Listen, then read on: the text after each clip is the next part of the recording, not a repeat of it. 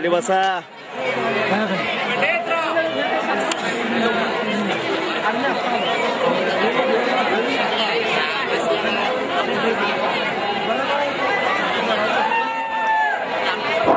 अगदी 2च मिनिटात नाटकाचं उद्घाटन होणार आहे. उद्घाटन करणाऱ्या तरुणांना विनंती आपण पुढच्या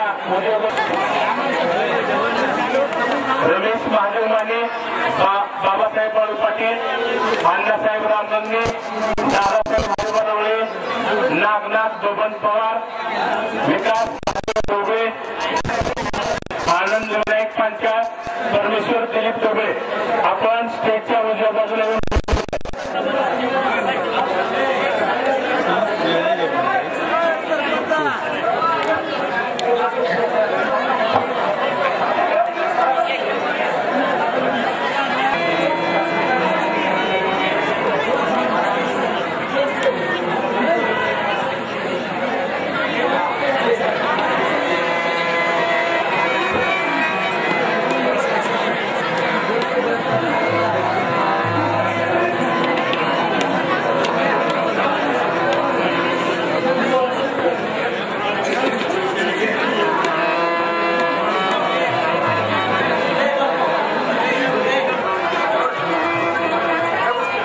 जन्माला येतो त्यावेळेस त्याच्या अंगावर मातृ ऋण, मातृपितृ ऋण आणि समाज ऋण हे दोन ऋण खूप मोठे असतात. माणसानं आयुष्यावर जरी काम करत राहिलं तर हे ऋण फिटत नसतात. अगदी ह्याच भावनेतून गावातील या तरुणांनी हे महान संगीत नाटक बसवण्यासाठी आर्थिक योगदान दिलं. या नाटकातील कलाकार सर्व 7 वर्षाच्या पुढील आहेत. त्यांची 3री पिढी सध्या गावात आहे. परंतु या तरुणांच्या आग्रहास्तव त्यांनी हा महान संगीत नाटक करण्याचं ठरवलं आणि या नाटकासाठी पूर्ण आर्थिक सहकार्य या 8 तरुणांनी केलं आहे. प्रथम नागनाथ बबन पवार त्यांना विनंती करतो की त्यांनी प्रतिमेचे पूजन करून घ्यावं.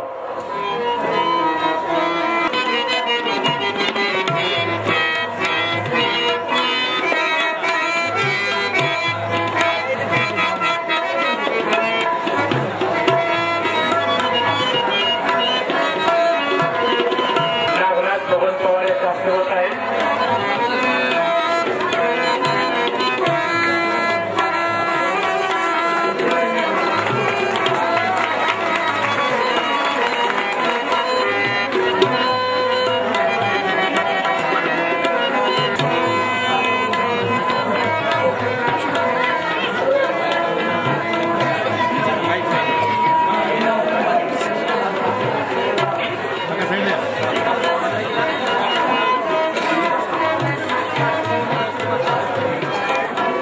यानंतर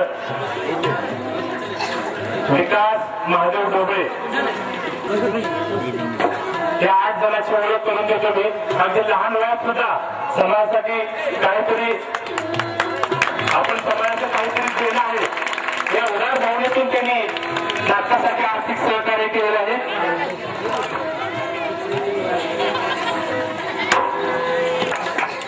रमेश महादेव माने,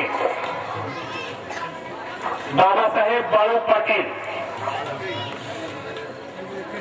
अण्णासाहेब राम गंगे, दादासाहेब हरिभाऊ, नागनाथ बबन पवार, विकास महादेव डोबळे, आनंद विनायक पांचाळ, परमेश्वर दिलीप डोबळे सर्वांचं ग्रामस्थाच्या वतीनं हार्दिक आभार, धन्यवाद. आपणास बजरंग बलीचा आशीर्वाद. यानंतर लगेचच नाटकाला सुरुवात होणार आहे.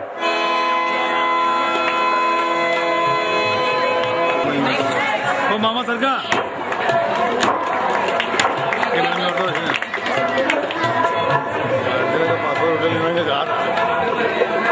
बनियात नव्हतं.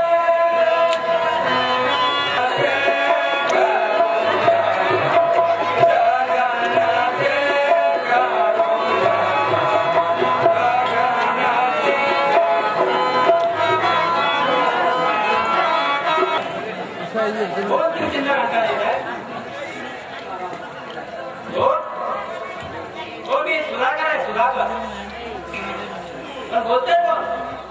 रामलाल. हो तिच्याकडून ठरवते. तू लवकर कर.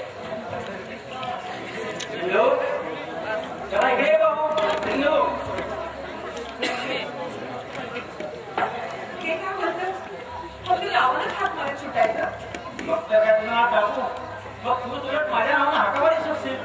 हे 5 तास राहिलं विचारलं आहे त्याच्या निर्णयाची तयारी आहे मग तू येईल तितक्या. तयारी सर्व आहे, पण आज बाहेर जाणार म्हणून कुठल्या कामाला उत्साह कसा वाटत नाही.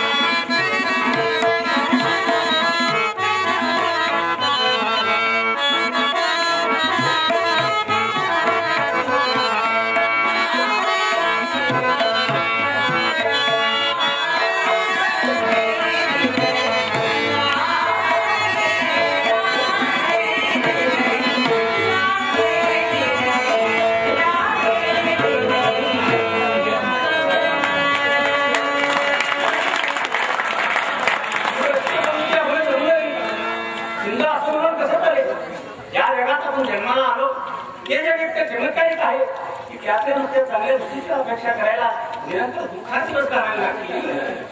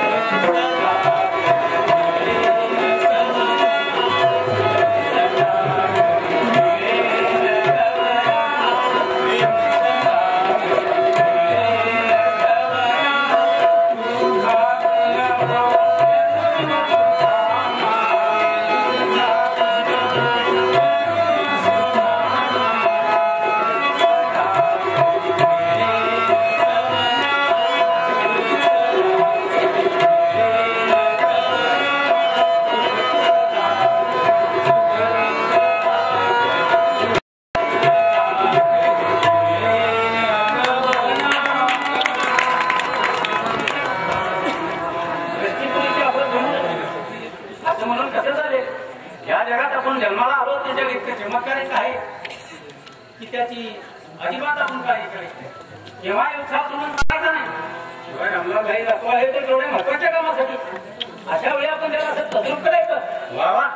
अशा वेळी तर आपण त्याचा उत्साह द्विगुण केला पाहिजे. असं भलतंच लोक कसं आणता येईल. पुरुषांना नेहमी पाषाण हृदयचं म्हणतात ते असं एखाद्या वेळी खरं वाटायला लागतं. आपल्याला नाही भेटलं तर माझ्या पाषाण हृदय रामनाच्या गतोपकार जे तुला शिलाले खायला तुझ्या माहेरच्या माणसाचा आणि रामनाथचा नुसता हे संबंधच असेल. पण मला तर माझ्या वडिलांच्या ठिकाणी रस्त्याने चालता चालता रामनाथचं नाव लक्षात आलं म्हणजे एक ब्रह्मांड आठवतं. 16 वर्षाचा असेल नसेल माझी प्रवेश परीक्षा उतरण्याच्या आधी आपला वृद्धपकाळ जवळ आला असं पाहून जगाच्या संगोपनाची जबाबदारी गुणले म्हणून त्यांनी वयाच्या 8व्या वर्षी लग्न लावून दिलं. लग्नाच्या 16व्या दिवशी तिचं दुर्दैव नवऱ्याच्या मुलाला आलेली मुलगी म्हणून तिच्या सासऱ्याने आमच्या घरी तिला काय पैशाचा पाठवा नाही. अशा वेळी रामलाल माझ्या पुढे रामलाल जाणार म्हणून मला वाईट वाटते. पण अशा आपण दुर्मुखीसाठी बसलो आणि समज एकदम रामलाल आला तर बाई तुला 100 वर्षांचं आयुष्य हे खरं ना. त्याला झाल्या आनंदानं लोट दे भाऊ. समाधान करता करता मला पोलिस झाले. मला वाटतं की वकिलीची सेवा सोडून देऊन हा एवढा तुझ्या घरी बसावं लागणार की काय. इथून जायचं कधी. थांब बाई इथून जायचं कधी हे सांगण्यापेक्षा पुन्हा इथे यायचं कधी हे सांग आणि अगदी खरं खरं सांग का. मग इतके दिवस सांगत आहोत मी तुला पुष्कळ वेळा म्हटलं ते आमच्या 2 वर्षांनी येईन म्हणून म्हणतो. पण संकल्पाने कोणाला ठाऊक 2 वर्षांनी येईन की 2 महिन्यांनी जाणारही नाही. कदाचित येणारही नाही. कदाचित हे आपल्या सर्वांचे शेवटचे मिळतात.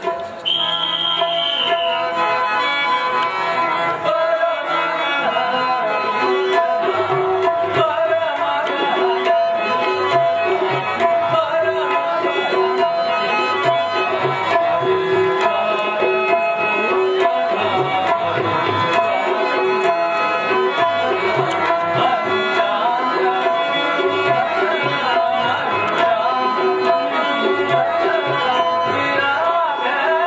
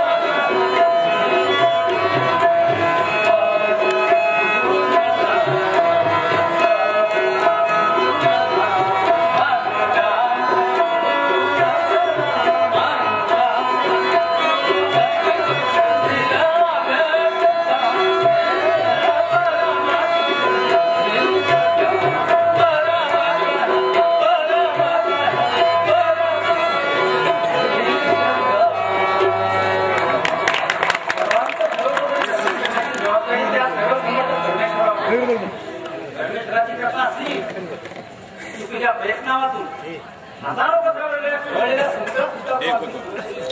आणि त्या परमेश्वराची कृपा फिरली की तुझ्या डोळ्यात देखत इतक्या इथं तुझ्या आटोकाट प्रयत्न चालू असताना सुद्धा महासागर नको तलाव सुद्धा नको तो आता त्या समर्थान ठेवून मला एखाद्या त्याला सुद्धा करून टाकेल. काय रे पैठणी आल्यास का? जेवण झालं ते आमची जेवण पैसे नाही झाला. हो वेळ फार लवकर 5 मिनिट एकदम आपण सगळ्यांना पाहिला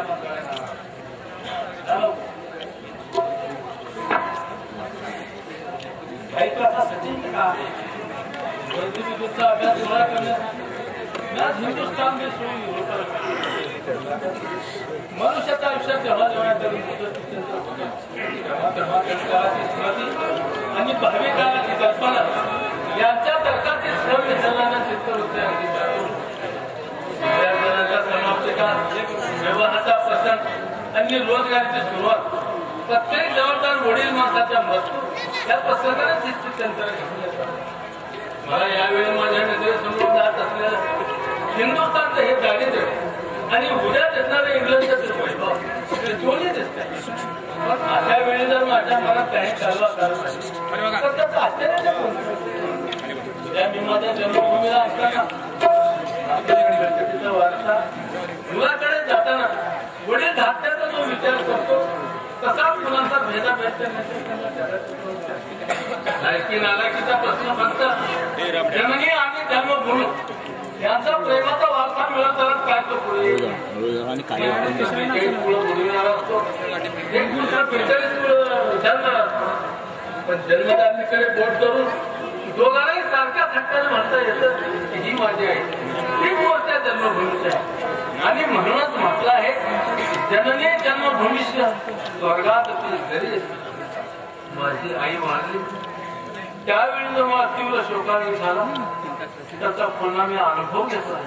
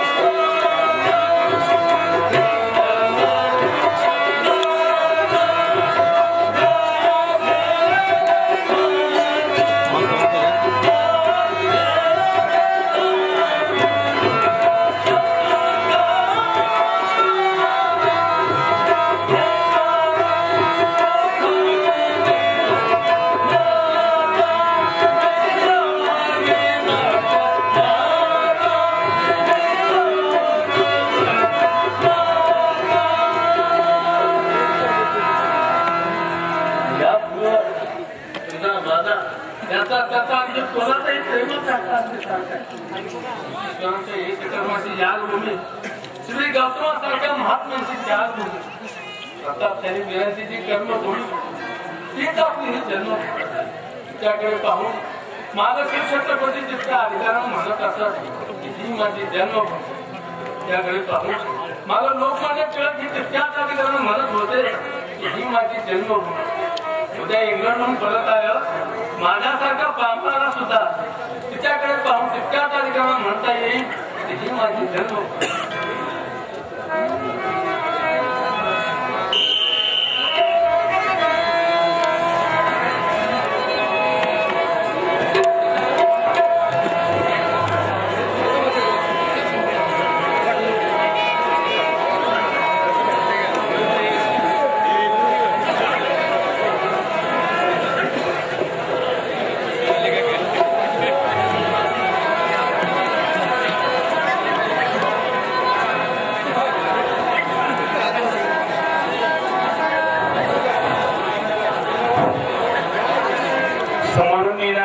रसिकांना विनंती आपण स्टेजच्या डाव्या बाजूला यायचे दादा थोडं पाठीमाग समोर अजिबात जागा नाही आपण स्टेजच्या डाव्या बाजूला यायचंय उंडरगावचा झेंडा मुंबईच्या मंत्रालयावर लावणारे आमच्या गावचे सुपुत्र भैरवनाथ केशवराव दिलेले आहे महाराष्ट्र शासनाचा अर्थसंकल्पीय अधिवेशन चालू असल्यामुळे साहेब येऊ शकले नाहीत तरी पण आपल्या मातीचा आपण काहीतरी देणं लागतो या भावनेतून त्यांनी नाटक कंपनीस 5,001 रुपयाचं पारितोषिक दिलेलं आहे त्यांनी त्यांचे आभार मानावे मी त्यांचा आभार मानतो पुन्हा एकदा सर्व नाट्य रसिक बंधू भगिनींना विनंती करतो की आपण नाटक अतिशय शांततेत पाहायचं पार पाडायचं आपलं कुठलंही कृत्य शांततेला गालबोट लागेल असं करू नये आणि पुरुष मंडळाला विनंती की आपण इथून आतमधून अजिबात यायचं नाही स्टेजच्या डाव्या बाजूला आपली व्यवस्था केलेली आहे समोर अजिबात जागा नाही आपणाशी नम्रतेची विनंती राहील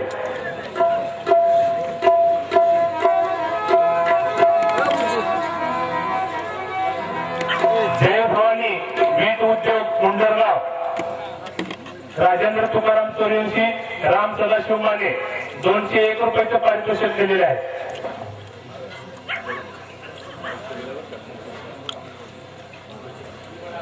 पैकी पुष्कळावर दारू ही काय चीज आहे हेच मुळे माहित बरं मी मानतो दारू सुटत नाही असं गृहीत करून चालायचं एकदा दारू घेतली म्हणजे सुटत नाही पण दारू बद्दल वाईट म्हणण्यास काय कारण वगैरे तुम्ही 20 विश्वविद्यालयाचे पदवीधर आहात 4 दिवस परीक्षा देऊन एकदाच पदवी मिळवता आणि ती जन्माची पिताची खरी म्हणून कुणी पदव्या घ्यायचं टाकलं आहे का तशीच बायको नुसती माळ घातलेली मुळात जन्म बायकोचा लगेच आम्ही लागतो ना म्हणून बायका जर टाकलं काय पदवी वाईट नाही बायको वाईट नाही मग दारू तेवढी वाईट का या 3 रुपयाचं एवढा साम्य जमलं म्हणून सर्वांची तुलना कशी होईल पदवी आणखी बायको याचे परिणाम असे वाईट होतात का याचे परिणाम दारूपेक्षाही वाईट होतात असे काही पदवीधर तुम्हाला मी हात धरून दाखवून देईन पदवीचा नुसता नाव कोणता पोकारदार नसता तर त्याला मूर्खपणा आपला जगापुढे मांडण्यात छाती झाली दारूवाल्याला बोलावलं दुसऱ्याला म्हणत नाही पण पदवीधराची मास्टर बरोबर तर त्याची त्याला सुद्धा कळत नाही इंग्रजी आपण सुरू झाल्यामुळे आमच्या या हातभागी देशात अनेक आपत्ती आल्या त्यात पदवी आणि प्रेम या गणगणी आहेत पाऊल टाकून पदवीचा वेध लागल्याबरोबर मुलाला मत आणखी मिश्या फुटू लागतात आणि मताच्या मजकूर मूर्खपणाला मान मोकळेपणाला मिळत आणि मिश्याचा मोर्चा आकड्याच्या वळणा मानाने पोरीबाळाच्या प्रेमाकडे वळतो मोठा प्रेमाचं तुम्ही विटंबनाच मध्ये म्हणायचं तुम्ही आणखी त्याला घ्या म्हणजे उदात वगैरे हे शब्द तुमच्या जिभेवरून घेऊन जातील प्रेम हे आशास्पद नाही वाटत. अहो काव्यात कमल, नाटकासूर, कादंबरी भुया, मासिक पुस्तकात खास अंग, वर्तमानपत्रात खास बातमीदार, संसारात प्रेम, औद्योगिक चळवळी, सहकारिता, सुधारणे, देशभक्ती, स्वार्थ त्याग आणि वेदांतात भ्रम याचा जर धुमाकूळ माजरा नसता त्या गोष्टी हस्तकाला जागा चोरली नसती. प्रेमाचे परिणाम दारूपेक्षा वाईट कसे होतात ते सांगा भाऊ. सुंदर स्त्रियाच्या प्रेमापुढे यामध्ये काय किंमत आहे? प्रेमात काय जीव आहे? प्रेमात देखील प्रत्येक बाबतीत वेगळं श्रेय प्रेमात म्हणजे राजा सुद्धा अगदी गुलाम, पण मध्ये गुलाम सुद्धा अगदी राजासारखा स्वतंत्र. प्रेम भीक मागायला सांगतो. तर ह्या मदरेमुळं तिच्या उदाहरण त्याला उडेल मारायला नसतं. प्रेमामुळं प्रियसीच्या लाथा खायला लागतात. तर ह्या मदरेमुळं साऱ्या जगाला लाथा येत आहे. प्रेमामुळं तर मदरेमुळं कल्पना शक्ती अनिवार्य वाढते. आज कशाला? प्रेमामुळं एखादी मदरा मिळता येईल. दारूमुळं सगळ्या जगाला लाथा मारते. खरं आहे या गोष्टी लवकर माझ्या लक्षात आहे. बाकी खरं म्हटलं तर तसल्या जुने जी हल्ली वेगळी दिसून येऊ लागली आहे रात्रीच्या रात्री झोपे वाचून काढायला लागतात. मजुरीमुळे रात्रीच्याच काय दिवस सुद्धा झोपे जातात. मद्यपान नीतिमत्तेला फार पोषक आहे. ऐकत नाही मद्यपी कधी खोटं बोलत नाही, कारण त्याला खोटं कधी सांगतात येत नाही. मद्यपी कधी कोणाची साडी कोणाजवळ करत नाही, कारण त्याला माझा कोण काय बोलला याची त्याला आठवण नाही. मद्यपी कोणाचा विश्वासघात करत नाही, कारण त्याच्या विश्वासात चोरीच्या बाबतीत तर तो व्यक्त अगदी आजारा. लहानशी गोष्ट सुद्धा त्याला दुसऱ्या जवळून चोरून ठेवता येत नाही. फाटल्याची बोलून टाकतो. चोरून दारू सुद्धा अशी खट्टेवर गोष्टी घेऊ नका. एकदा आमच्या मद्यपानाच्या बैठकीत आमच्या एका मित्राला चोरी करायची इच्छा झाली. तेव्हा त्याला मोठ्या शर्तीनं माझ्या बोटातली अंगठी पळवली आणि तेच पुढे राजूच्या धुंदीत माझ्याजवळ ठेवायला दिली. मात्र हा माल चोरीचा आहे, कोणाला सांगू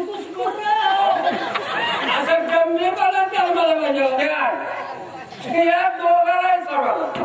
पण एकाला चोरी केल्याचं आणि दुसऱ्याला चोरी सापडल्याचं हे तुमच्या प्रेमाच्या बाबतीत पहा. कुणी कुणाचं मन चोरतो तर कुणी चोरून मेथी घ्यायच्या. एकमेकांकडे पाहायचं ते सुद्धा चोरून तिथून तिथून सगळा चोराचा वाला पाहिजे आहे तसा. या प्रेमाला दोन जीवाचा अगदी एक जीव, दोन जीवाचा एक जीव होत नाही, पण एका जोडण्याच्या दोन जीवापासून 10-15 जीवाचं लटमल मात्र हिंदुस्थानच्या आहेत. आम्हाला आले आता वंशवरच 33 कोटी फळाली लढून निघाला. त्याच्या मुळाशी दारूचं शिंकणं झालं म्हणून नाही, तो प्रेम नळाच्या शिंकण्यानं थोपवला आहे. त्याचा मनात जीव कमी करण्याबाबतीत मदिरा श्रेष्ठ. आजपर्यंत अजबात यामध्ये काही जीव नाही केलेले आहेत. आता दोन जीवाचं एक जीव काम करण्याचं अर्धवट काम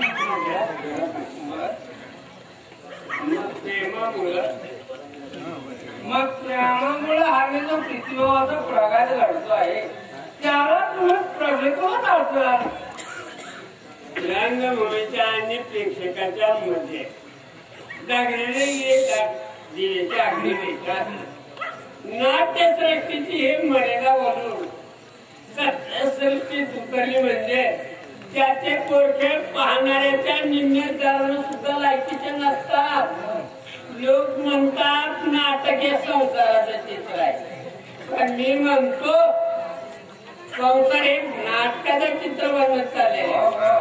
प्रीतिवाच्या पूर्वागाशी उत्तराचा काळी इतकाही संबंध नसतो किंवा काळी इतका संबंध असतो.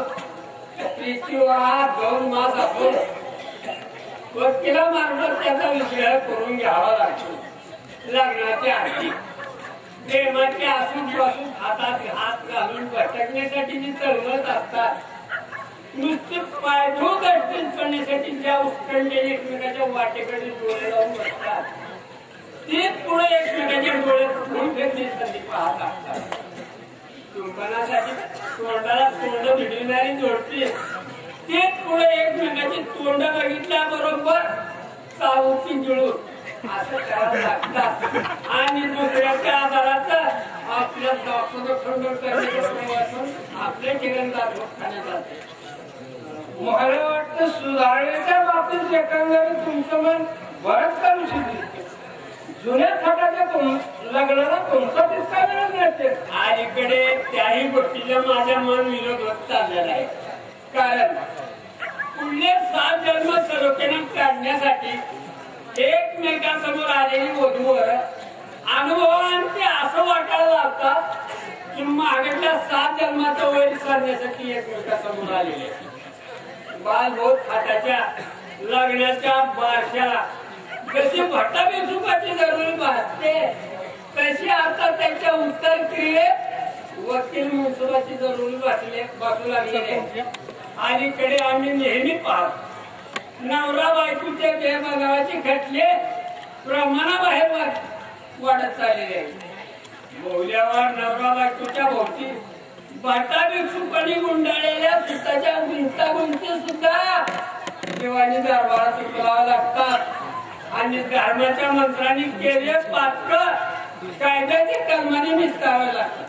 एकंदरीत बघा ना, स्वतःच्या बायकोकडे पाहण्याची लोटीची नजर इतकी फिरली आहे अशी दिसते. परत स्त्रीकडे सुद्धा स्वतःच्या स्त्रीकडे पाहणाऱ्याला किंमत लोकण्याची पाळी येत चालली आहे आणि परत स्त्रीऐवजी स्त्रीच पाहते समोर होत चाललेली आहे. तुम्ही केवळ खटेला बोलत आहात म्हणून तुम्हाला तितक्या जीवनाच्या उत्तर देण्याची जरुरी नाही. बाकी खरं म्हटलं तर तसल्या दुनियेत जी हल्ली व्यक्तीने दिसून लागली आहे तिच्याबद्दल वाढ बनवायला जबाबदार झालं पाहिजे. बदलत्या परिस्थितीचा लग्न संबंध मुळीच विचार न करण्याचा आमच्या वडील पिढीच्या दिसतो. एक काही म्हणा बाकी एकंदरीत लग्नाच्या बाबतीत बोलवाला काढून पाहिल्यावर असं वाटायला लागतं संसार मार्गाच्या प्रवाशानं लग्नाची बोटी पायात अडकवून घेण्यापेक्षा एखाद्या सार्वजनिक मार्गाला गेला बरं आणि पुढं वा आली ती दुसरी कोणती असेल असं मला वाटत नाही. वगैरे तुम्ही आजाद आहात. अहो असल्या काही खाली पोरं बाळाच्या खेळाची नावापुरता सुद्धा समान ठेवायचं कारण नाही. शिवाय बेमान दिवशी तर बाहेरच्या रस्त्याकडे मोठा मोकळा माबाप सरकारनं बाहेरच्या बायकाच्या पोटापाण्याकडे अजून आपली कायदेशीर कृपादृष्टी वळली नाही. बघता दिसली तर तिच्या हक्कांपट्टी करताना पोटगी खर्चाचा आहेर करण्याचं कारण नसतं. जाऊ दे 4 रकांमध्ये जमण्यासाठी जावायचं तिथं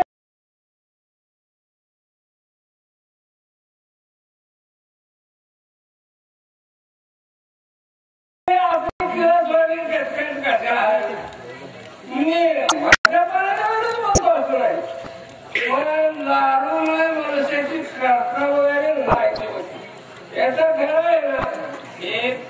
असले प्रश्न साहेब लोकांना विचारा. असं राहण्याची कोणी कास्तमारी पेशा कोट्यानी साहेबाच्या भेटीसाठी बंगल्याबाहेर उभे आहेत आणि बंगल्याच्या आत तेरेवर केले घेण्याच्या नादात सत्ताधारी साहेब. पण तुम्ही असली वेळेवर प्रश्न विचारण्याचं कारण एवढंच. मगापासून तुम्ही हात राखून काम करताय. तुम्ही आता तितके काय नवीन नाही. काय तुम्ही आता तितके काय नवीन नाही. नवीन घेणाऱ्याच्या अब्रूला या घरी येण्याचं अजिबात कारण. नवीन घेणाऱ्याच्या अब्रूला आम्ही 4-6 महिने चांगलं जपत असतो. त्याला त्याच्या अब्रूमध्ये मला अब्रू कीर्ती या गोष्टीची चाळ आहे. ज्याने जिद्दपर्यंत साऱ्या जगाचा निरोप घेतला त्याला तसल्या गोष्टीची काय बरं वाटतं. मी भर चौकात जाऊन पीठ बसलं मला सांगितलं माझी तयारी आहे. अशी उत्साही माणसं मिळाली पाहिजेत आम्हाला. हे मद्यपानाची मोकळेपणा खाण्यापिण्याची कायमची दूर व्हावी यासाठीच आम्ही एक मद्यपानाची संस्था करणार आहोत. मद्यपान हे हलक्या लोकांच्या हाती गेल्यामुळं संभाव्य समाजाकडून जी दारूची हेटाळी होते ती बंद होय. दारूच्या व्यसनाला सभ्य स्वरूप यावं हा त्या मंडळाचा मुख्य उद्देश आहे. यात सर्व धर्माचे, सर्व पंथाचे, सर्व जातीचे, कोण जातीचे दारू पिणारे लोक असल्यामुळं याला आम्ही आर्य मदिरा मंडळ हे नाव दिलं आहे. याच्या सर्व उद्देश प्रसिद्ध करून थोडे जंग पायावर त्याची लवकरच मागे करायचे. तेव्हा योग्य वेळी मी तुम्हाला सांगेन.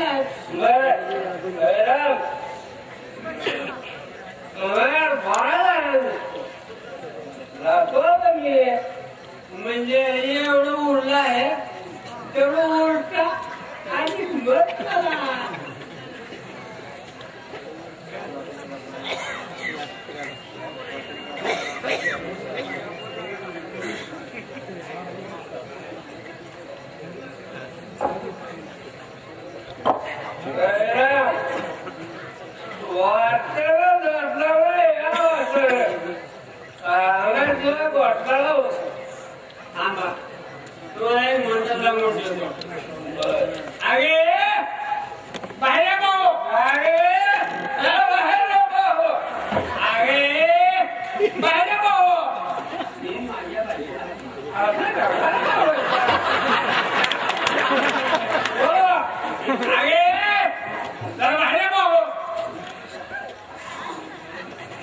आज माझ्या नावानं गीते म्हणून हाक मारायचं झालं नाही तेव्हा राबलं काही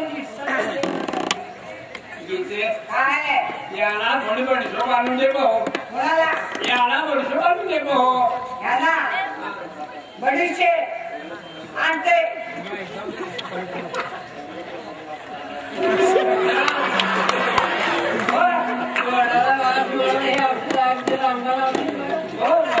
मग काय आर्य मदिरा मंडळाला पाठीमध्ये येणार ना तुम्ही. या संसारात मला 55 असं राहिलंच नाही. या बडीशे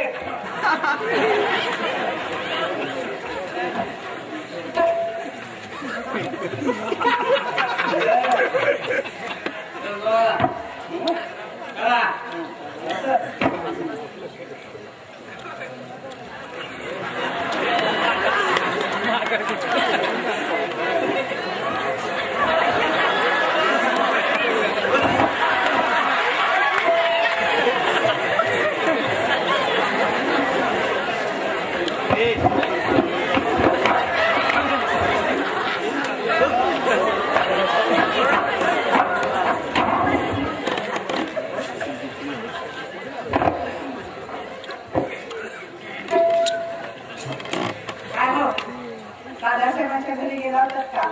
बाईसाहेबांचे भाऊ ते पद्माकर दादा त्यांना माहेरी न्यायला आले. त्यांच्या बरोबर शरदीबाई पण जाणार आहे. त्या जाणार आहे तू घराला तो फक्त तुम्ही आणि मी काय ते बाकी शिल्लक आहोत. दाग दागिने सामान सुमान मावत नव्हतं घरात. वडिलांनी सोन्याच्या राशी रचून घरात सोन्याची लंका करून ठेवली होती. पण तुमच्या आशीर्वादानं उभ्या संसारात सावकारानं रामराज्य लुटलं. ते मी असू द्या हो, पण मी म्हणते सगळं सामान कसं विकलं? त्यात काय बोलवते निम्मा सामान इकडं म्हणून गरीब होत चाललो आणि गरीब होत चाललो म्हणून काय केलं?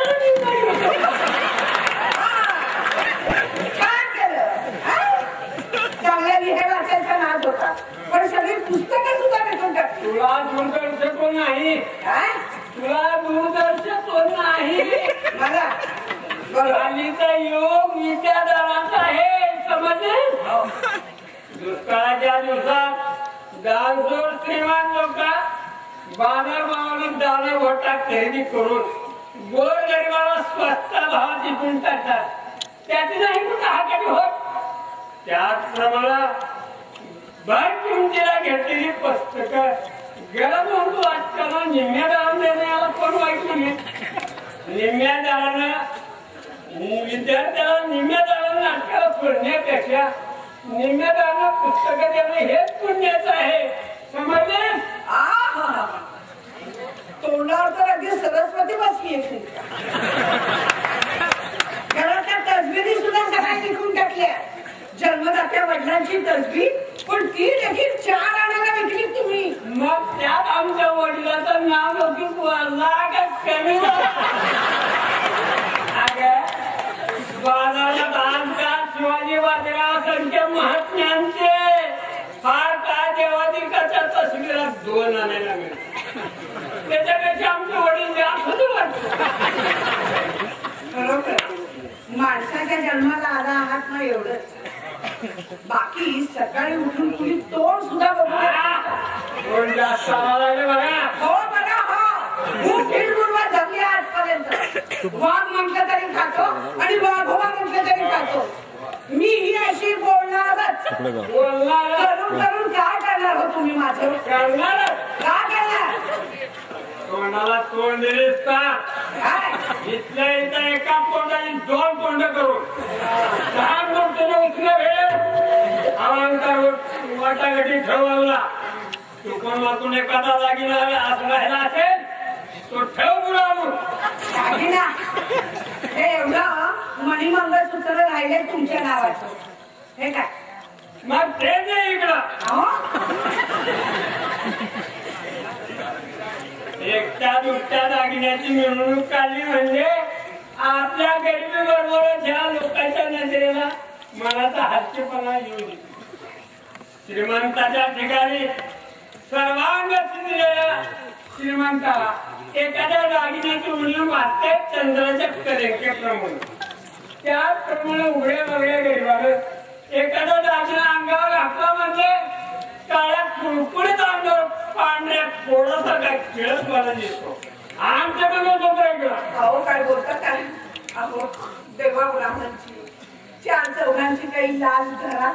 तुमच्या नावानं म्हणूनच ना बांधलं हे गळ्यात. सौभाग्य चिन्हासाठी सोन्याचे मणी काही लागत नाही. नुसती पोत गळत असली म्हणजे झालं सौभाग्य. मी तुझ्या सौभाग्याला धक्का लागतो. पोत मागितली बरं दोरा मागितला मणी तेवढं तू तोडून देतो म्हणजे झालं.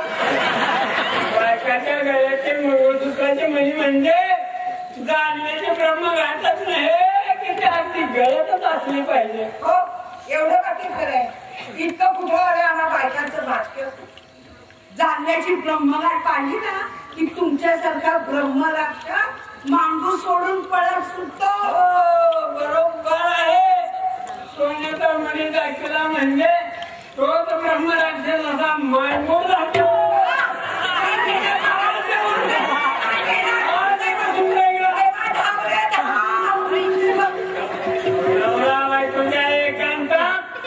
देवाची सुद्धा शक्ती नाही याची.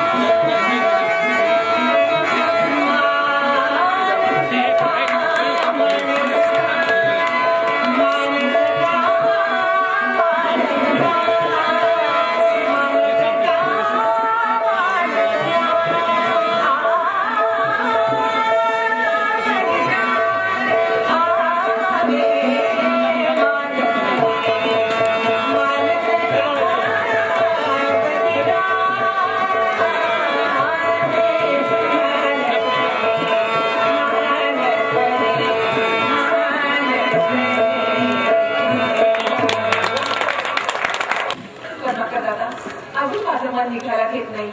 सिंधुताई, मी तरी इतका आग्रह धरला असता भावानी स्वतः श्रीमंतांनी सुद्धा इंदिराबाईंना पुष्कळ सांगू पाहिजे, पण कोणीच्या जातीमुळे काही इलाज आहे. तुमच्या वाट्यात तुम्ही बाजत असेल श्रीमंताचा तुम्ही आमचा किती ऋणानुबंध आहे त्यातून इंदिराबाई म्हणजे एका संस्थानाची एक होती बरोबर आणि नव्याने सासरी तयार निघाली. आमची सिंधुताई म्हणजे तिच्या जेव्हा भावाची म्हटली तेव्हा तिने घेतला हात की सिंधुताईच वाट टाकली पाहिजे. एक मन आहे ना, राज हटत बाळ हटत आणि स्त्री हटत हे विधात्याला सुद्धा पुरावे लागतात. मग याचा तिन्ही जोर येतो आपल्यासारखी जी प्रेरणा उडवली हा सिंधुताईला लवकर परत पाठवायचं मात्र मालक आहे. शिवाय तिच्या वाढत्या जीवाची दर्द सोसायला आमच्या श्रीमंतीकडे पोटावर आले काय सांगितली पाहिजे ठरलं नाही करायचं. दादा आणि बहिणी काय ठरवतील ते खरं. दादा मी जाऊ ना बहिणी बरोबर. बंद इथे एकट्याला जाऊन कसं चालेल? दिवसभर कोर्टात असावं लागणार आणि शिवाय भाई म्हणावं तोही इथं नाही. शरदला न्यायला पाहिजे, बाई सगळं ते अजून निघालं पाहिजे ना. तुम्ही हा म्हणावा आणि आम्ही जातो म्हणावं असा प्रकारे नातं आहे. पण आम्ही गिरणीचे बालक म्हणजे दिसायला बाहेरून लोकांना सुट्टी देतो, पण खरं म्हणाल तर गिरणीचा बालक म्हणजे 1000 यंत्राचं एक केंद्र असेल. ठरलेली चक्र गेल्या काळात चुकत नाही म्हणून तुमची आधीच पण असतील आहे ना. तुला सांगते म्हणजे तो कधी चालू तरी म्हणजे तुमचा तो काकून का मनुष्य मोठा हुशार त्याला काही दिवाळी येऊ देणार आहे. आणि बरं का दादा गीताबाई तर आमच्या घरच्या माणसांच्या पलीकडेच आहे. त्याला असं वेळ होऊन कसं झालं खरंच नक्की म्हणून मला घरचा क्लास घ्यायचा आहे. एक दोन नाही निदान 4 महिने तरी मला यांच्या बंदीवर राहावं लागणार. कारण हक्काच्या एवढा तुमचा इतक्या दिवसाची इतक्याच महिन्याची. दादा येऊ बाबा येऊ पण मूळ स्वभाव काही जाईना. बरं पण भाईला सांगितलेलं लक्षात आहे ना? ते माझ्या जीवाला उगाच आल्यासारखं होईल. इथे एकटं राहायचं. एखाद्या बोर्डिंगात ठेवतेच का मला? रामलाल आहे शहाणा आणि तू आहे देशात. या जगात तुझ्या केसाची एकही गोष्ट नाही की तिचा म्हणे या सुधाकराला मोह पडेल.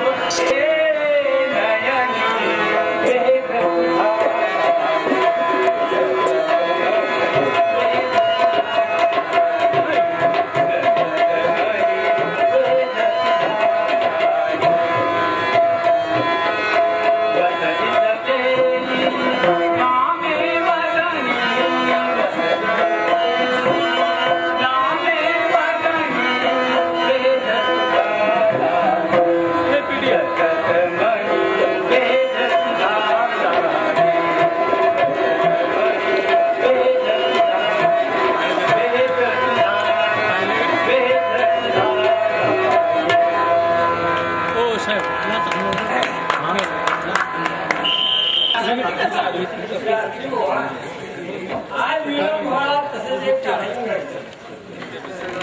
आज आमच्या दादासाहेबांची 6 महिने रद्द केली.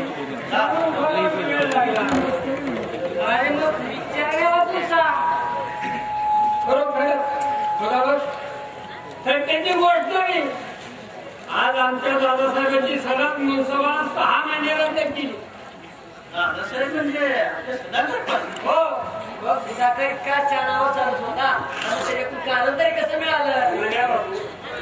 तुम्ही म्हणता त्याच्यापेक्षाही चांगलं काय पण त्यांचा स्वभाव फार तापड आहे. ते खरं. अलीकडे दादासाहेबांना शत्रू फार होत चाललेले आहे. एखाद्याचं नाव गावात म्हणजे सारा गाव त्याच्या वाईटावर. चार चौघांनी चौक पडून चालचाल केल्यामुळे अगदी ते सिल्ल्यासारखे झालेले आहेत. मग मुळसपाट मोठा त्याला म्हणतो मुळसपाट मुली चूक नाही त्या. असं कोण कुणाचं बोलणं सहन करून घेणार. झालं काय कुठल्याच्या मुद्द्यावर आमचं म्हणणं मुळसपाला पटेल. खरं पाहिलं असता दादासाहेबांनी नीट समजावून द्यायला पाहिजे होतं. पण तरणाऱ्याचा एवढं पोट कुठून राहिला हे रागारागाला बोलू लागले. चार चौघांनी हातून हे काय दादासाहेबाचा सुमार सुटला आणि मुळसपाला होईल ना हे वाटत ते बोलू लागले. तेव्हा मुळसपाला असं करणं भाग पडलं. तरी बरं म्हातारा पुष्कळ पोक्त होता म्हणून त्याला 6 महिने पुरतीच रद्द केली.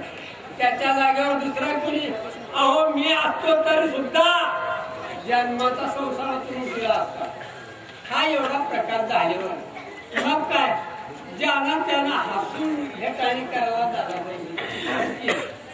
या विचाराला मरण्यापेक्षा आपले फोटोच बसले. कसं तरी त्याला घरी नेऊन पोहोचलो आणि तडक इकडे निघून आलो म्हणून नाही लागला. खूप वाईट वाटलं. आता आधीच उशीर झालेला आहे. आणखी वेळ घ्यायला नको. करा कामाला सुरुवात. नाव काय ठेवायचं? हे बघा शास्त्री बुवा, कामाला आणखी बैठकीला अशी एकदम सुरुवात होऊया. ते पहा मी काही तासलं तयार करून आणलेले